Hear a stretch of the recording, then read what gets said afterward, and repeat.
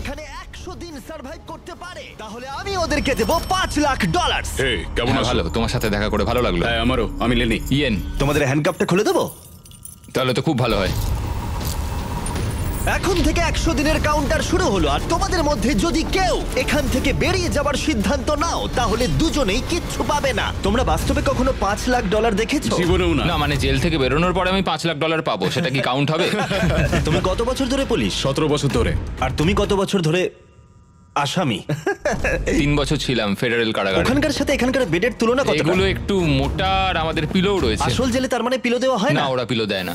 যাই হোক, পিলোর কথা বাদ দিলে এই প্রিজনটা হলো 1:1 রেপ্লিকা, ঠিক যেমনটা আসল প্রিজন হয়।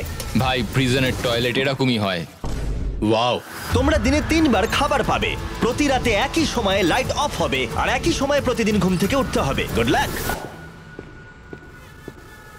ওটা একদম প্রিজন